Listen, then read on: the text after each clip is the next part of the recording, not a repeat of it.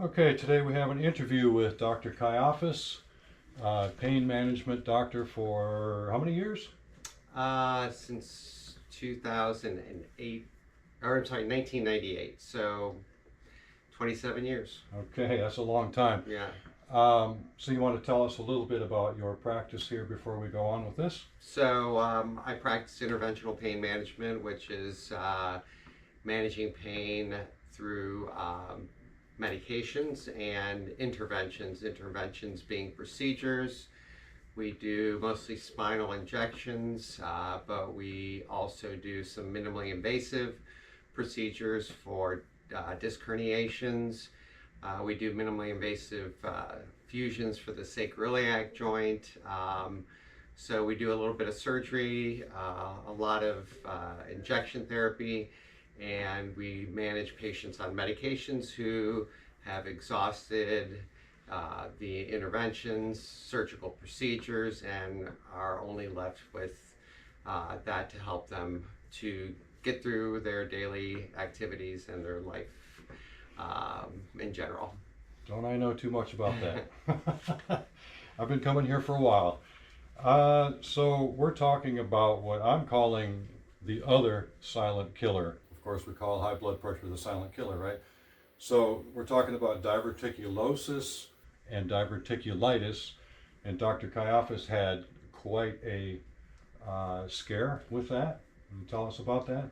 Yeah, so in 2016, I was just walking across the street and I felt a sudden sharp pain in my lower abdomen. We just had Thanksgiving dinner, so I didn't think too much about it, just thought I ate too much. But after about a week of having some mild, constant discomfort in my left lower abdomen, I saw my primary care physician. He ordered a CT scan, which showed ruptured diverticulitis, and I had developed an abscess.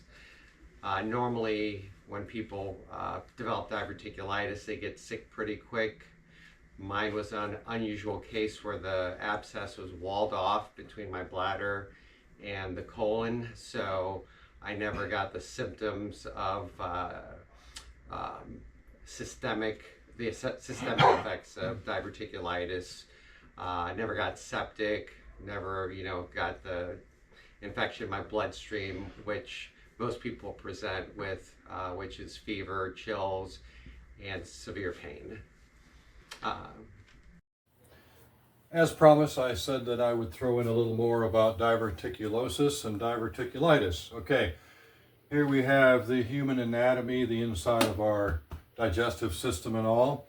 Anywhere in here, actually, you can get diverticulosis. Basically what it is too much pressure inside somewhere in the intestinal tract, and it can blow out a little pouch. There can be food stuck in there, there can be poop stuck in there, depending on where it is. There's probably natural methods to remedy this. I haven't looked into that yet. But then a doctor would most likely try antibiotics if you have a diverticulitis. Diverticulitis is when it gets infected or inflamed. And so you have a pouch and it's full of matter, it's full of food or poop, like I said, and it can rupture and make you very, very sick. I have had one client die from that as a massage therapist, is what I'm talking about. I promised to tell you about a remedy that I've used personally for years. My son and I use this. It happens to be Ultra GI Cleanse. They're not just calling it colon cleanse. It used to be the name of it. I know that you cannot see the back of this. We will list these ingredients for you. You can try to find a similar product if you like. It's the best I've found. This particular product is from a store in St. Petersburg, Florida, that's called Earth Origins. If you happen to be in the area, it's on Central Avenue, right near 66th Street North. Let's see, so there's that. Some products you can get online in a bulk form, which I sometimes do.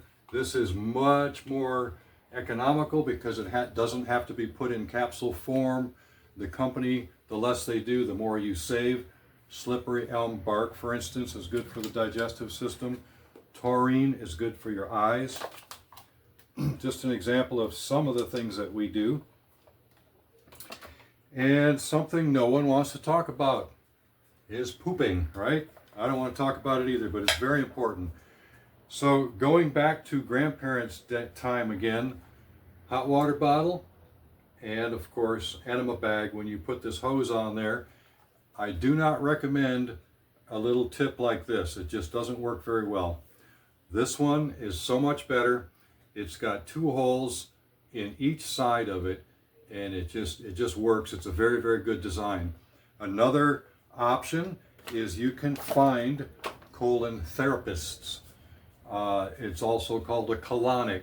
You can go to their clinic and you could get into a comfortable seat like that they have, and it's sort of it's an internal cleansing, and there's actually a clear tube that they will show you what's coming out of your body. I did it one time to see if I was cleansing myself well. I'm satisfied with my own work, but it was very interesting to see the truth. Okay, I wrote a book called The Back Bible. We will have that in the description. I think that about covers it. Thank you very much for watching. Stay curious. So then I ended up getting the CT scan. I got admitted to the hospital. They drained the abscess and put a drain in for a few days. And my surgeon said we were going to monitor it. If it recurred within a short period of time, we would do a colectomy. If we could manage it conservatively through diet and basically diet, then we would just watch it. About a month and a half later, I had another recurrence and I ended up having surgery. And a colectomy? It's a removal, it's a partial colectomy, so it was a removal of the part of my colon that had the ruptured diverticula, the inflamed diverticula, and that portion of my colon also had some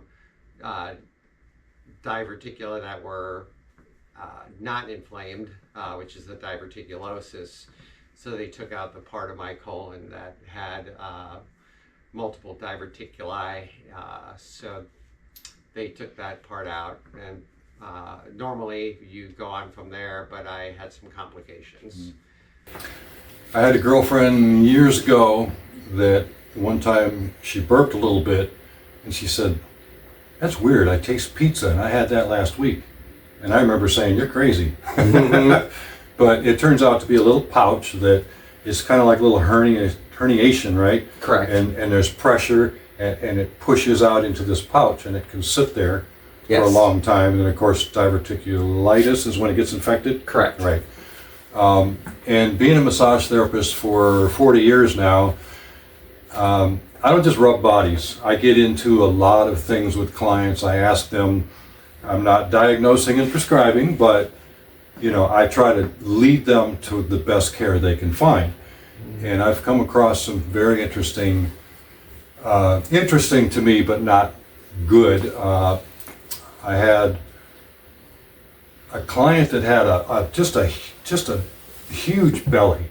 He was in a wheelchair. He could walk a little bit. He would come up next to my table, get him on the table and all that. Anyway, called him Rigger. Thought he was a real tough guy because he used to rigger. They weld iron in buildings, you know, the iron beams and all that, walk the beams.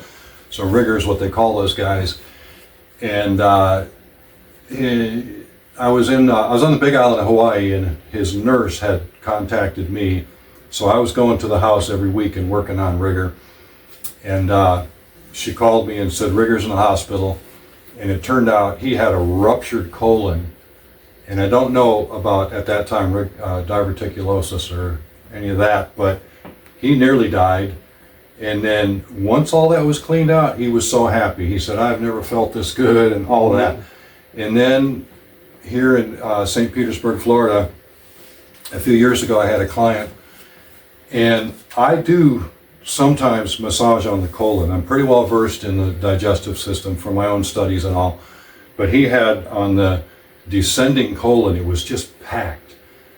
And I told him, his name was Victor, I just said, Victor, this, you need to take care of this. Yeah, he didn't listen. And he was a strict vegetarian and all this, so he thought he was just healthy as could be. Anyway, the next appointment, he wasn't available. And for a few days, I couldn't find him. I couldn't contact him. Then he called me up and he told me he had been in the hospital for a few days. He's okay, he's at home. Oh my God, I thought maybe he had a colostomy bag or something, because I knew he had this big blockage. Anyway, turns out he had gone to the hospital and had a piece of his colon removed, and he had a diverticulosis, diverticulitis, I guess it was. Anyway, sad story, it was a while later, he ended up dying. So this is why this is so important to me. We are doing this to help people prevent serious things like this from happening. And it can be, we don't think that much about constipation or about, people don't talk about it, but it needs to be addressed. Okay, you covered some stuff that I already had questions here. And I'm going to add some natural methods, some herbal things that you can look for. I'm not prepared, I don't have the list memorized, but I will add to this when we go home.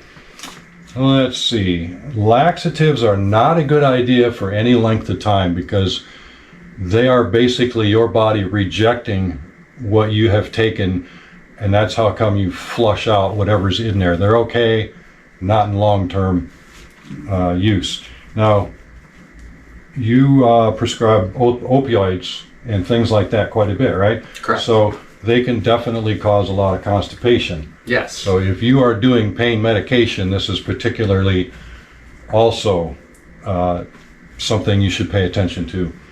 And, yes. Anything else you'd like to add to this? For any patient, whether they're on pain medications or not, not just patient, but any person, the importance of hydration, drinking lots of fluids, and maintaining probably 15 to 20 milligrams of fiber in your diet is very important. I supplement with fiber if it's not in my diet, either through the soluble type of fiber supplements like Metamucil and Benefiber. Benefiber is a great one because it dissolves completely. It's not chalky or grainy. And I keep a big bottle of water next to my desk and make sure that I drink about a gallon a day throughout the day. My surgeon told me that, again, the stool in your colon just sits, it gets trapped, and the only way to keep that from happening is to keep it moving, and that's not getting dehydrated, so staying well hydrated and maintaining a diet that is high in fiber, either through natural sources like fruits and vegetables and other types of food sources, or the supplements that are out there now to supplement your diet, your dietary fiber. In a holistic natural methods type looking at all of this, if you were out in the wild or anywhere, you would not drink stagnant water, correct? I mean, we know if we find a pond, we're out somewhere in the woods, we find a pond, if you drink out of it, you're likely to get sick. Mm-hmm. So if we look at the body the same way, stagnation is what can make us very sick. Whether it's the blood, any fluids in the body, we want to keep everything moving along with working out, or whether it's walking or the gym, whatever we're doing. Very important to keep doing that and keep your health in general better. Agreed. All right. So it's very good. Thank you for your input. Well, thank you for bringing this topic to the public. Yeah. So my cameraman, my son TJ, we're going to go to work on, he's going to go to work on editing. I'm not good at that. we'll be putting this out for people to learn from, and that's what it's all about. So I have a book that I wrote called The Back Bible. We'll elaborate on that a little bit, and stay curious. Thanks. Thank you. Appreciate it. Appreciate it. Yeah. Yeah, let me know when you guys get it. autographs.